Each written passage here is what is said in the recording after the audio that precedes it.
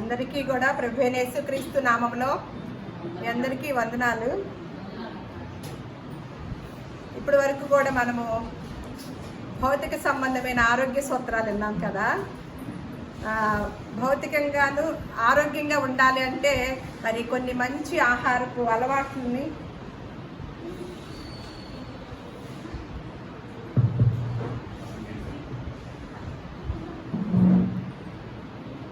పరిశుద్ధ గ్రంథంలో అన్ని విషయాలు రాసి ఉంచారండి. ఎక్కడో ఎవరినో అడగాల్సిన అవసరం లేదు. మనము ఏ ఆహారం తీసుకుంటే ఎలా ఉంటామో అనేది అవన్నీ రాసి ఉంచారు. నిజమే, మరి మంచి ఆహారము తీసుకోవడం వల్ల ఆరోగ్యం ఉంటది కదా. దానిలో అక్కడ శాఖధాన్యాలు, దానియేలు గారు శాఖధాన్యాలు తాగటానికి ఏమన్నా మంచినీరు మాత్రమే అని మనం చూస్తాం. మనకి కూడా డాక్టర్స్ అందరూ కూడా ఎక్కువ వాటర్ తాగండి, మీరు మంచిగా ఆరోగ్యంగా ఉంటారు అని. అలాగే మధ్యకాలంలో అన్ని గింజ ధాన్యాల్లో తినమంటున్నారు అనమాట. పూర్వకాలంలో తినే గింజ ధాన్యాలు మళ్ళా ఇప్పుడు అందరూ కొనుక్కొచ్చుకుంటున్నారు. అదే ఇంకొక చోట కూడా ఉంది అనమాట. కీర్తన గ్రంథము 104వ కీర్తన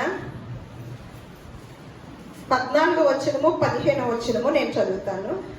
పశువులకు గడ్డిని, నరుల ఉపయోగమునకు కూర మొక్కలను ఆయన మొలిపించుచున్నాడు. అందుమూలమున భూమిలో నుండి ఆహారమును, నరుల హృదయములను సంతోషపెట్టు ద్రాక్షారసమును, వారి మొగములకు మెరుగునిచ్చు తైలమును, నరుల హృదయమును బలపరచు ఆహారమును ఆయన పుట్టించి ఉన్నాడు. ఇక్కడ మీకు అర్థమైపోయి ఉంటుంది అనమాట. ముఖానికి మెరుగునిచ్చే తైలం, ఇవన్నీ కూడా మనకు తెలిసిందే కదా.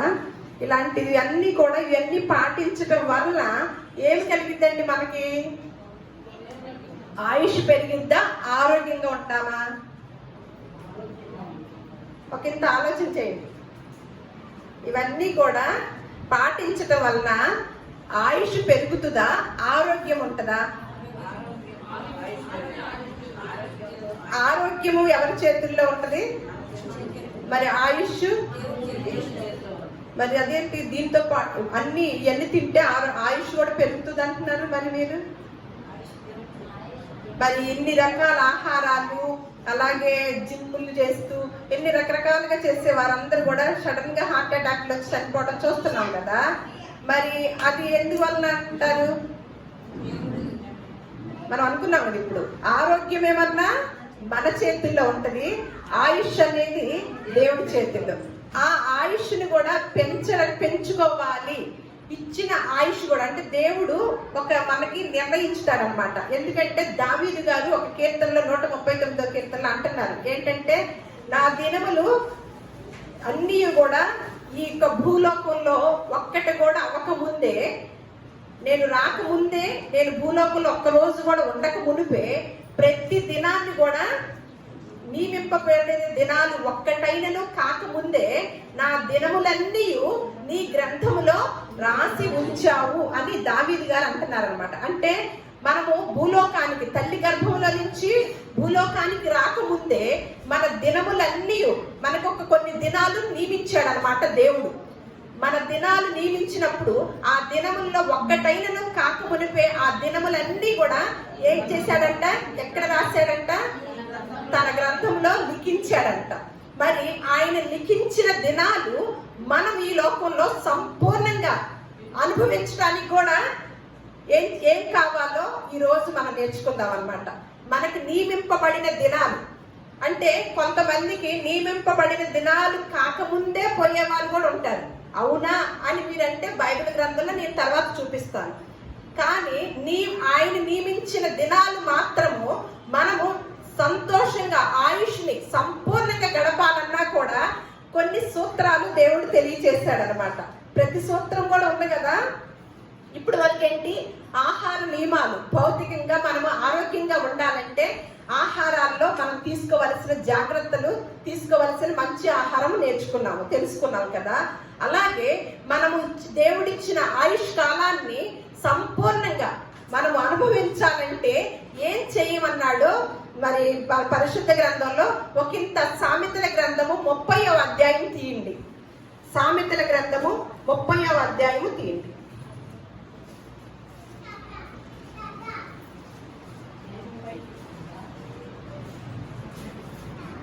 అయితే ఈ గ్రంథాన్ని, ఈ యొక్క అధ్యాయాన్ని మొత్తము కూడా ఎవరు రాశారంటే మొదటి వచనంలో నేను చదువుతా. ఏమని స్టార్ట్ చేశాడంటే దేవోక్తి అని స్టార్ట్ చేశాడనమాట. ఇది దేవుని యొక్క మాట అని ఎవరు స్టార్ట్ చేశాడు? యాకే కుమారుడైన ఆగూరు పలికిన మాటలు అని మనం మొట్టమొదట వచనం నుంచి చూస్తున్నాం. ఎవరు? మొట్టమొదటే ఏమంటున్నాడు? ఇది దేవుని యొక్క మాట అని యాకే కుమారుడైన ఆగూరు పలికిన మాటలు అన్నమాట. ఆయన ఎంతో జ్ఞానంతో ఆ అధ్యాయం అంతా మీరు ఇంకోసారి చదవండి. ఇప్పుడు మనం అధ్యాయం అంతా చెప్పటం లేదు. ఇందులో తను చెప్తూ కొన్ని మాటలు చెప్తూ తను చివరికి 11వ వచనంకి వచ్చేసరికి ఒక మాట చెప్తున్నాడు. 4 తరాల గురించి చెప్పాలి నేను అనుకుంటున్నాడు అనమాట. 4 తరాల గురించి నేను చెప్పాలి అని అనుకుంటూ 11వ వచనంలో ఒక తరం గురించి నేర్చుకుందాం. మన 4 తరాలు స్టడీ చేయలేం, కానీ ఈ సమయంలో ఒక తరాన్ని ఆగూరు గారు ఏ మాట అయితే చెప్తున్నారో, ఏ దేవోక్తి ఏదైతే మనకి ఇస్తున్నాడో ఆ మాటని ఈరోజు ఒక తరంలో, ఆ తరములో ఎలా ఉండాలి, ఎలా ఉన్నారు ఆ తరంలో అని ఆగూరు చెప్తున్న మాటలు అన్నమాట. 11వ వచనం నేను చదువుతున్నాను. తమ తండ్రిని శపించుచు తల్లిని దీవించని తరము కలదంట. 4 తరాల గురించి చెప్తున్నాడు. మొట్టమొదటి తరం అంటే 4 విషయాలు కూడా వేరు వేరుగా ఉంటాయి అన్నమాట. ఒక తరం వెంట వచ్చిందంట. ఆ తరములో ఏముందంట? తమ తండ్రిని శపించుచు తల్లిని దీవించని తరము కలదంట. మీకు ఈరోజు మనం ఇప్పుడే అనుకున్నాం కదా, ఆరోగ్యం మన చేతుల్లో, ఆయుష్ దేవుని చేతుల్లో ఉందన్నమాట. ఆ దేవుడు నియమించిన దినాల్ని మనం సంపూర్ణంగా అనుభవించాలంటే దేవుడు చెప్తున్న సూత్రాలు ఈ రోజు నేర్చుకొని వెళదాం. ఒక తరం ఉందంట. ఆ తరంలో ఏం జరుగుతుంది? తండ్రిని శపించుచు తల్లిని దీవించని తరం అంట. మరి దీని గురించి దేవుడు ఆజ్ఞలు మొట్టమొదట మనం ఆ నిర్గమకాండంలోనే చూస్తాం. ఏమని? దేవుడు మోషే ద్వారా 10 ఆజ్ఞలు పంపించాడు. మొట్టమొదటి ప్రారంభ దినాల్లోనే ఒక 10 ఆజ్ఞల్లో ఒక ఆజ్ఞగా ఒక మాట చెప్పడం జరిగింది. 10 ఆజ్ఞల్లో 5వ ఆజ్ఞగా 20వ అధ్యాయము ఒకసారి తీయండి. నిర్గమకాండము 20వ అధ్యాయము 12వ వచనం.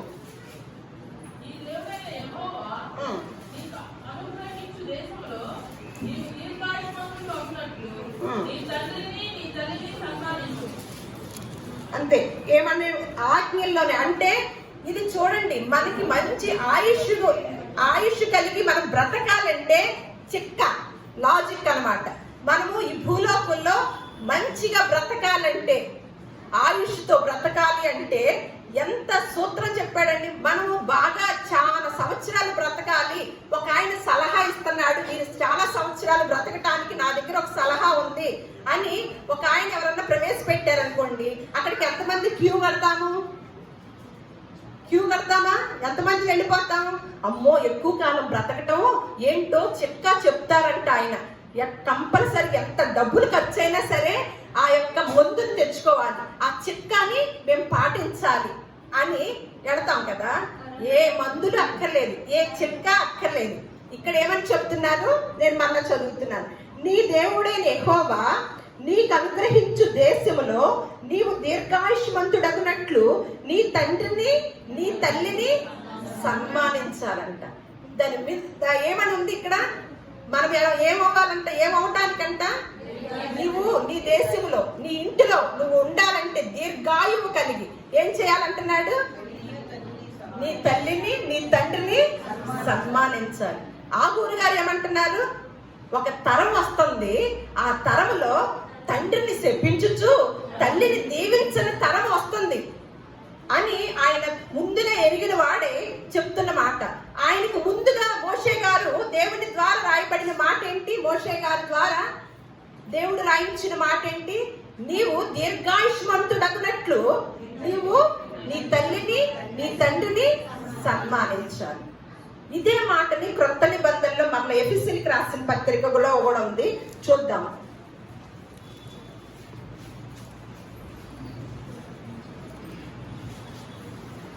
అధ్యాయము నేను చదువుతాను ఫస్ట్ నుంచి. పిల్లలారా, ప్రభువునందు మీ తల్లిదండ్రులకు విధేయులై ఉండుడి, ఇది ధర్మమే. ఏమని చెప్తున్నాడు? ఇది ఖచ్చితంగా ధర్మమే. పిల్లలారా, మీ తల్లిదండ్రులకి ఏమవ్వాలని ఉంది? అవిధేయులు అవ్వాలని ఉందా? విధేయులై ఉండాలని ఉందా? విధేయులై ఉండాలి. ఇది ఖచ్చితమైన ధర్మం, దీనికి తిరుగు లేదు అని చెప్తూ, నీకు మేలు కలుగునట్లు నీ తండ్రిని తల్లిని సన్మానింపు, అప్పుడు నీవు భూమి మీద దీర్ఘాయుష్మంతుడువు అగుదువు. ఇది వాగ్దానంతో కూడిన ఆజ్ఞలలో మొదటిది. నీకు మేలు కలుగునట్లు ఏమంటున్నాడు? నీకు మేలు కలుగునట్లు నీ తండ్రిని నీ తల్లిని సన్మానం. మనకి మేలు కావాలన్నా, ఆరోగ్యం కావాలన్నా, సంతోషం కావాలన్నా ఎక్కడ ఎదుర్కొంటాము? ఇది ఒక్కటి తప్పిస్తాము, మిగతా అదంతా ఎదుగుతాం. మేలు కలగటం అంటే ఏంటంట? దీర్ఘాయుష్మంతుడంటే ఏంటంట? ఏం మేలు? ఎక్కడ మేలు కలిగిద్ది? నీకు మేలు కలుగునట్లు నీ తండ్రిని నీ తల్లిని సన్మానించాలి.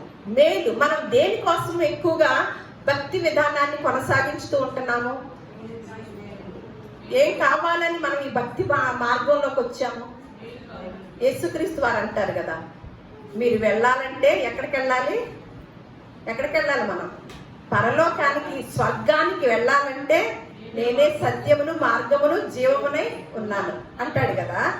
అలా మన యొక్క ఎవరు భూలోకంలో ఏ భక్తి విధానం, ఏ భక్తిలో ఉన్నప్పటికీ వారందరూ చేసే భక్తి విధానము ఎక్కడికి వెళ్ళాలని ఆశతో చేస్తూ ఉంటారండి.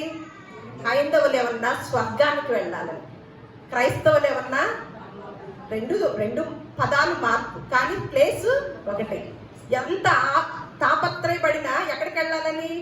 స్వర్గానికి వెళ్ళాలి. ఇక్కడ ఏమంటున్నాడు?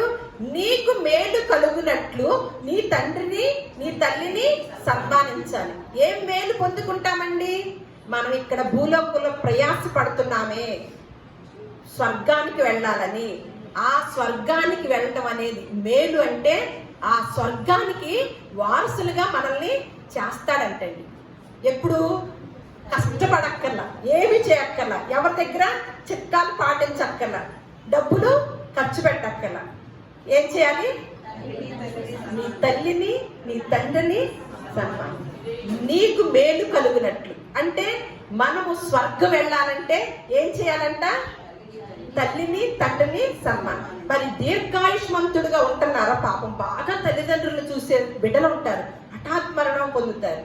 మరి అదేంటండి విజయలక్ష్మి, అదేంటి అలా చెప్తున్నావు? దీర్ఘాయుష్మంతులు అవుతారని అంటున్నావు కదా.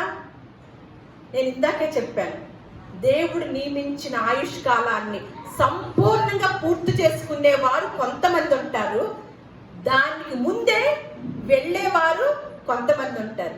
అది లేఖనాల్లో రాయించి ఉంచారు. ప్రసంగి గ్రంథము ఒకసారి 7వ అధ్యాయము 17వ వచనం. ప్రసంగి గ్రంథము 7వ అధ్యాయము 17వ వచనం నేను చదువుతాను. అధికముగా దుర్మార్గపు పనులు చేయకుము, బుద్ధిహీనముగా తిరగవద్దు. నీ కాలమునకు ముందుగా నీ వేళ చనిపోదువు. ఏంటంట? దేవుడు నిర్ణయించిన కాలము ఒకటి ఉంది. ఆ కాలాన్ని మనం సంపూర్ణంగా అనుభవించాలంటే ఏం చేయాలి? భూలోకంలో అధికముగా దుర్మార్గపు పనులు చేయదు, నీ తల్లిని నీ తండ్రిని సన్మానించాలి. అప్పుడు నీవు దీర్ఘాయుష్మంతుడు అవుతావు. అంటే దేవుడు నిర్ణయించిన ఆయుష్ కాలాన్ని భూలోకంలో సంపూర్ణంగా అనుభవించుతాం. లేదు, తేడా వస్తే ఏమంటున్నాడు ఇక్కడ?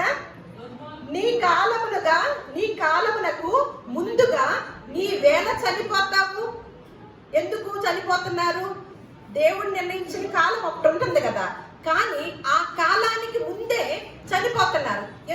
ఎందుకంట? అధికముగా దుర్మార్గపు పనులు చేయకము, ఇంకా బుద్ధిహీనముగా తిరగవద్దు. ఎందుకంటే నీకు ఒక కాలం ఉంది, ఆ కాలానికి ముందే వెళ్ళిపోతాం చూస్తున్నాం. చాలా మంది యవనస్తుల్ని, చాలా మంది మధ్య వయస్కుల్ని, అందరిని కూడా వారికి ఏం జరుగుతుంది? దేవుడు నిర్ణయించిన మనం అంటా ఉంటాం, అసలు ఇంత చిన్న వయసులో పోయారండి, లేకపోతే ఇంకొకటి అలా ఆలోచిస్తూ ఉంటాం అనమాట.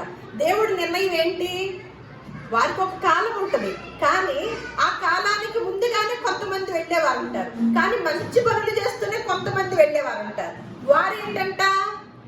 వారంట ఈ లోకంలో కీడును చూడకుండా తీసుకెళ్తున్నాడంట. దానికి కూడా ప్రశ్నకి సమాధానం ఉంది. ఏంటా సమాధానము? కొంతమంది ఏమన్నా తమకు ఒక కాలం ఉంది, ఆ కాలానికి ముందు వెళ్ళిపోతున్నారు. ఎందువలన? అధికంగా దుర్మార్గ పనులు చేస్తూ మరలా బుద్ధిహీనంగా తిరుగుతూ తమ కాలానికి ముందుగానే వెళ్ళిపోయే వాళ్ళని చూస్తున్నాం. కొంతమంది మంచివారే ఉంటారు, కానీ అర్ధాంతరంగా వెళ్ళిపోతారు. మరి వాళ్ళ ప్రశ్న ఏంటి? వాళ్ళ గురించి, వారు ఈ లోకంలో కీడు చూడకుండా, ఇబ్బంది లేకుండా ప్రశాంతమైన ప్లేస్ లో ఉండాలి, నా కుమారులారా తిరిగి రండి అని కొంతమందిని అలా తీసుకెళ్తున్నాడు అనమాట. ఇలా ఈ మాటలు చెప్తూ ఇంకొక చోట ఉందండి. ఎందుకు ఈ తరం గురించి చెప్తున్నాడు అంటే, రాబో తరాల్లో ఏం జరుగుతుందో అని చెప్తున్నాడు. మీకా గ్రంథము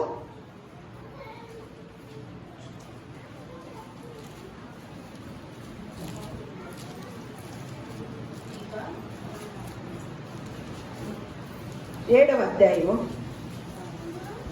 నేను చదువుతాను. 7వ అధ్యాయము 6వ వచనం. మీకా గ్రంథము 767వ పేజీ, పాత నిబంధనలో. కుమారుడు తండ్రిని నిర్లక్ష్య పెట్టుచున్నాడు, కుమార్తె తల్లి మీదకిని కోడలు అత్త మీదకిని లేచెదరు, ఎవరి ఇంటి వారు వారికే విరోధులు. ఇవన్నీ జరుగుతున్నాయి అంటారా? ఏమంటున్నారు ఇక్కడ మీకా గారు? కుమారుడు తండ్రిని నిర్లక్ష్య పెడుతున్నాడంట, కుమార్తె ఏం చేస్తుందంట? తల్లి మీదకే వస్తుందంట, తల్లి మీదకి. అలాగే కోడలు లేదు, ఇక్కడ కోడలు రాయల, ఏంటో మరి కోడలు రాయలేదు, అత్త గురించి రాశారు. అందుకెవరు ఏమనుకోకండి, ఇక్కడ ఉన్న లేఖనాల్లో ఉన్న మాట అన్నమాట. ఏమనంట? కోడలు అత్త మీదకి లేస్తుందంట. లేస్తున్నారా? లేగట్లేదా? ఇదంతా జరుగుతున్నాయా జరగట్లేదా? జరుగుతున్నాయి. దేవుడు రాయించాడంటే మన మనస్తత్వాన్ని ఎరిగిన దేవుడు, మనల్ని సృష్టించిన దేవుడు. మనకి ఏమేమి మైండ్ సెట్ కలిగి ఉందో తెలీదా? మనం ఎలా జిమ్మిక్కులు చేస్తామో, ఎలా మాట్లాడతామో, ఎలా ఇంట్లో ఎలా నటించేస్తామో తెలీదా? నటనకి సూత్రధారుడే ఆయన కదా. మనల్ని నటించమని పంపించిన డైరెక్టర్ గారికి తెలీదా మనం ఏమేమి నటిస్తామో? ఇక్కడ ఏమంటున్నాడు? అత్త మీద కోడలంట, కోడలు అత్త మీదకి లేచును. ఎందుకు? టోటల్ గా ఎవరింటి వారు వారికే విరోధులు అవుతారంట. మరి దీర్ఘాయువు గురించి మరి కొన్ని మాటలు సామెతల గ్రంథంలోని కొన్ని ఉన్నాయి, చూద్దాం ఒకసారి. నిర్గమాకాండం 21:17 చూద్దాము. ఎందుకు ఇలాంటి మాటలు చెప్తున్నారంటే, పరిశుద్ధ గ్రంథం ఎప్పుడు కూడా నిర్గమాకాండం 21వ అధ్యాయము 17వ వచనం తీసుకోండి. ముందుగా జరిగిన విషయాలన్నీ కూడా రాయించి ఉంచి పరిశుద్ధ గ్రంథంలో మనము చదవటం ద్వారా, ఆ కుటుంబాన్ని స్టడీ చేయటం ద్వారా నేర్చుకొని మనము వాటిలోకి వెళ్ళకుండా ఉండటానికే పరిశుద్ధ గ్రంథంలోని కొన్ని జాగ్రత్తలు రాయించారనమాట. మనం ఈ విషయాలు చూసామంటే, అమ్మో మన దగ్గర ఏమైనా తేడాలు ఉన్నాయా, మనం ఏమైనా తేడాగా జీవిస్తున్నామా, దేవుడిచ్చే వాగ్దానాన్ని పొందుకుంటున్నామా, మిస్ అవుతున్నామా అని ఒకంత పరిశీలన చేసుకోవటానికి ఈ యొక్క కుటుంబాల్లో ఉన్న వారిని, అలాగే కొన్ని దేవుని యొక్క మాటల్ని, దేవోక్తి అని చెప్తున్నాడు కదా ఆగూరు, దేవుని మాటలు అని చెప్తున్నాడు కదా, ఆ మాటల్ని మనము తెలుసుకోవటానికి అన్నమాట. నిర్గమాకాండం 21:17 ఏముంది?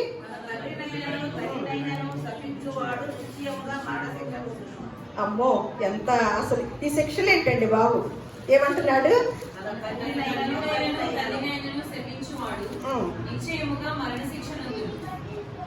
మన పైన ఉంటాడు 15. తన తండ్రినైనను తల్లినైనా కొట్టువాడు నిశ్చయముగా.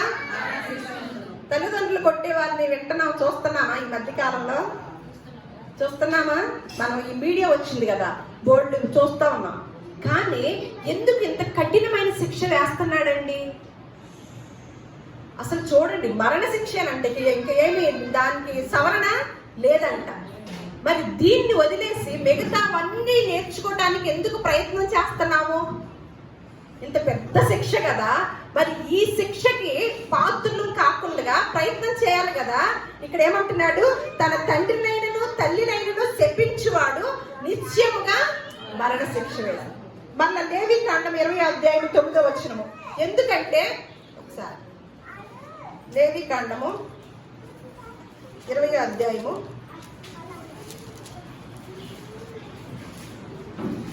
9 ఎవడు తన తండ్రినైనను తన తల్లినైనను దూషించునో వానికి మరణ శిక్ష విధింపబడెను. వాడు తన తండ్రినో తల్లినో దూషించును గనుక తన శిక్షకు తానే. చూడండి ఎన్ని మాటలు రాయించారో, ఎంత జాగ్రత్తలు. కుటుంబాల్లో భార్య ఎలా ఉండాలో, భర్త ఎలా ఉండాలో, పిల్లలు ఎలా ఉండాలో, తల్లిదండ్రులు ఎలా ఉండాలో. మొన్న 2 వారాలు ఎవరి గురించి నేర్చుకున్నాము? గొప్ప తల్లిదండ్రుల గురించి నేర్చుకున్నాం. ఆ తల్లిదండ్రులు ఎలా పెంచాలో, ఎలా పెంచారో, పెంచిన తల్లుల్ని మనం చూసాం, నేర్చుకున్నాం. ఈ రోజు ఒక బిడ్డల గురించి, ఆ బిడ్డలు కూడా దీర్ఘాయుషు కలిగి భూలోకంలో జీవించినంత కాలము మంచి ఆనందంతో, సంతోషంతో, ఆరోగ్యంతో ఉండాలంటే ఏం చేయమంటున్నాడు? ఎక్కడికెక్కడికో వెళ్ళాల్సిన పని లేదు, ఏ జిమ్ములు చేయాల్సిన పని లేదు, ఇంకొక మంచి ఆహారం తీసుకోవాల్సిన పని లేదు. ఏమంటున్నాడు? మీరు ఇందాకే అన్నారు, ఆరోగ్యము మన చేతుల్లో, ఆయుష్ దేవుని చేతుల్లో. మరి మన ఆయుష్ని పొడిగించుకోవాలంటే, మన ఆయుష్ని సంపూర్ణంగా అనుభవించాలంటే అసలు కేంద్రమై కూర్చుంది కదా. ఇది స్టడీ చేస్తుంటే నాకు భయం వేసింది. అందుకు మక్క అర్హురాలు. నిజంగా నాకు చాలా సంతోషం కొంతమంది బిడ్డలు చూస్తే, తల్లిదండ్రులు ఎంత బాగా చూసుకుంటున్నారో. నిజమే, ఈ మాటలు అన్ని స్టడీ చేస్తుంటే నిజంగా ఎంత గొప్ప ఆధిక్యతను మన ఓట్లకి ఇచ్చాడు దేవుడు. మనం ఎక్కడికో ఏదో వెళ్ళి ప్రయత్నాలు చేయక్కర్లేదు, మన చేతుల్లో మన దగ్గర ఉన్నగా. మేము కొన్ని మార్లు మా అత్తయ్య చనిపోయినప్పుడు తర్వాత అనుకున్నా, అత్తయ్య చానాళ్ళు ఉంటే బాగుండే, మా అత్తయ్యని బాగా చూసుకునే వాళ్ళమే అని. లేదు, బాగా చూసుకునే లోపు లేదు, బాగా చూసుకుందామని మనసు వచ్చే లోపల లేదు. మరి బ్రతికుండగానే చూసుకుంటే ఆ మాట అనగలిగే వాళ్ళమా? ఇక్కడ ఏమనంటున్నాడు? మేక కోడలు అత్త మీదకి లేచే రోజులు వస్తున్నాయి అంట. ఏమి జరుగుతుంది ఇక్కడ? ఏమంటున్నాడు? ఎవడు తన తండ్రినైనను తన తల్లినైనను దూషించునో వానికి మరణ శిక్ష విధింపబడెను. వాడు తన తండ్రినో తల్లినో దూషించును గనుక వాని శిక్షకు వాడే ఎవరు కాదు, ఇక వాళ్ళ శిక్షలకు వాళ్ళే కారకులు అంటాడు. ఇంకోసారి సామెతలు 28 సామెతలు 20 చూడండి ఒకసారి. సామెతలు 20 తల్లిదండ్రుల గురించి, బిడ్డల గురించి ఎన్ని మాటలు రాసి ఉన్నాయో చూడండి. చాలా ఉన్నాయి, కొన్నే స్టడీ చేస్తున్నాం. అమ్మో, అసలు ఏంటండి ఎంత భయం వేస్తుంది, చాలా భయం వేస్తుంది. ఏమని? తన తండ్రినైనను తల్లినైనను దూషించు వాని దీపము కారు చీకటిలో ఆరిపోవునంట. మరి ఒకసారి 28, 24 సామెతలు. తన తల్లిదండ్రుల సొమ్ము దోచుకొని ఈ ద్రోహము కాదనుకుని వాడు నశింపజేయవానికి జతగాడు. అంతే. ఇది కూడా ఉండేవాళ్ళు ఉన్నారా? ఏంటంట? తన తల్లిదండ్రులు సొమ్ము దోచుకొని అది ద్రోహము కాదను. నా అమ్మ, మా అమ్మ, మా నాన్నేగా, మాకెవరా? మా సొమ్ము, మాకు న్యాయం, మేము అనుభవించాలి. మా తల్లిదండ్రులు సంపాదించింది ఎవరికి కావాలి? ఎవరు తీసుకోవాలి? మేమే తీసుకోవాలి, మేమే వారసులం కదా అని అనుకుంటూ అలా సరిపెట్టుకుంటూ తీసుకున్నప్పుడంట ఏంటంట? అది ద్రోహము కాదనుకొనివాడంట ఎవరికి? నశింపజేయువానికి జతగాడంట. ఎందుకు ఈ మాటలన్నీ రాశారు అంటే రాబోయే తరాల్లో ఇలాంటి వారు ఉండకూడదు, ఇలాంటి శిక్షలు అమలు కాకూడదు, ఈ శిక్షలు అమలు చేసి దేవుడు ఉంచాడు కాబట్టి వాటిలోకి ఎవరు వెళ్ళకూడదు అని మీరు భూలోకంలో మీకు మేలు కలగాలన్న, భూలోకంలో నుంచి పరలోకానికి వెళ్ళాలంటే మీకు అటువంటి మేలు కలగాలంటే నీ తండ్రిని నీ తల్లిని భూలోకంలో ఉండగానే సన్మానించాలి. అప్పుడు మనకేం కలిగింది? మేలు కలిగింది. ఏ మేలు?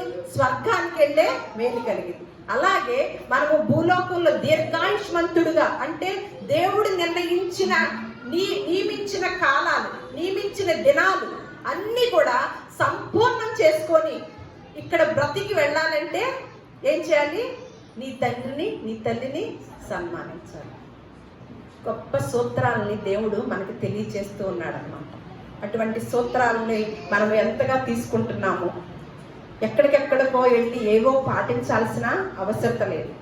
మనము మన చేతుల్లోనే, అందుకే ఇందాకన్నా ఆరోగ్యం అనేది మన చేతుల్లో, ఆయుష్ దేవుని చేతుల్లో ఉంది కాబట్టి ఆ దేవుని చేతుల్లో ఉన్న ఆయుష్ని మనం సంపూర్ణంగా అనుభవించే వారంగా భూలోకంలో, అలాగే మేలు కలిగి పరలోకం వెళ్ళే వారంగా దేవుడు మనలందరినీ కూడా ఆశీర్వదించును గాక. ఆమేన్.